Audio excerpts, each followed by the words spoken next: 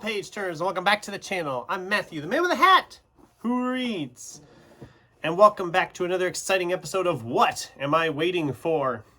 For those of you who don't know what this series is, this is where I look back at a book haul from a year ago, pull out all the books from that book haul that I haven't read yet, and then briefly explain what I'm waiting for. Why haven't I tackled these yet?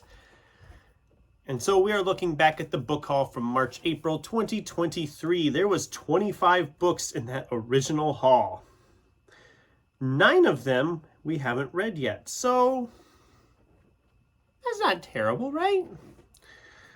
But we're going to break down all of those here and talk about why I haven't gotten to them yet. So starting with Michael Z. Williamson's A Long Time Until Now. This is a sci-fi time travel adventure actioner. 10 U.S. soldiers on a convoy in Afghanistan suddenly find themselves lost in time. Somehow they arrived in Earth's Paleolithic era in Asia with no idea how they arrived or how to get back. Sounds cool, doesn't it? It looks cool. I mean, look at the cover. The cover is great. Why haven't I read this yet? Well, part of me is like, I could save it for Sci-Fi September. It's a good thing to read that time of year. The other part is this. This is 930 pages, roughly. Oh, longer than that. Even longer. It is 934 pages. It's a big book. It's probably one of the biggest books on my shelves, and that's probably why I haven't gotten to it yet. So I'll get to this eventually, hopefully yet this year. I'm looking maybe around for Sci-Fi September, if not earlier. Then we have Elmore Leonard's Fire in the Hole and Other Stories. I'm saving this one actually for June and on the range, even though it's not technically a Western. It's got like Western-esque ideas. It's kind of like the modern Western era. Elmore Leonard's great when he writes that kind of stuff, his mysteries and Westerns. This is closer to kind of the, like I said, the new West type stuff. I am excited to tackle this short story collection next month. That's my plan right now. So yeah, I'll be in next month's TBR. You'll get to hear more about that book here in a month. Not even a month now. So let's see. Then we have The Unlikely Escape of Uriah Heep, if I can get a hold of it, by H.G. Perry. I don't know what I'm waiting for in this one. This is one of those books that sounded really good when I got it, but now I'm just kind of been like sitting on it because I don't know if I want to read it. It sounds like our main character can bring characters from books into the real world. So it sounded interesting, and it still sounds interesting. I do want to read it. It's about 450 pages. I just haven't found the right time to read it, I think, is the problem. So I'll get to this at some point. Hopefully yet later this year. As you know, I've been trying to prioritize the books that have been sitting here the longest.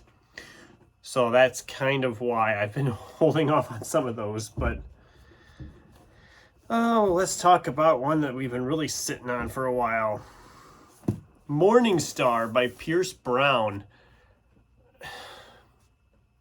There's a reason on this one, and it's actually a good reason. I haven't read this book yet because I haven't read Golden Sun yet.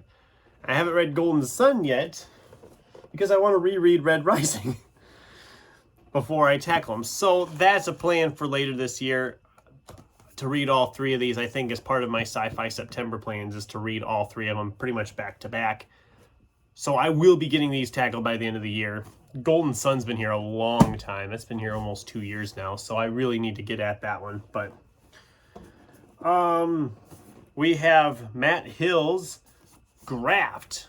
This is a sci-fi angry robot novel. Again, one of them I picked up and was going to use in Sci-Fi September and then didn't get to it. And so I'm just kind of pushed it back. I don't know if I'll get to it then either. I might pick it up earlier. We'll see what happens. I've got so many books picked out for Sci-Fi September. There's no way I'm going to get them all read, but... All right. Then we had a couple we got from Thrift Books that I have yet to get to. One of them is Riven by Jerry Jenkins. It's a book I had wanted to read for quite a while. Couldn't find anywhere. Finally just ordered it from Thrift Books. And then, wouldn't you know, I started finding it every frickin' bookstore I go to. How about that? Ain't that something? That's just how it goes. But I still want to read this one.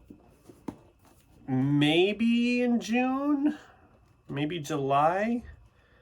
It's over 500 pages, but Jerry Jenkins' writing is like really easy to get into, you know?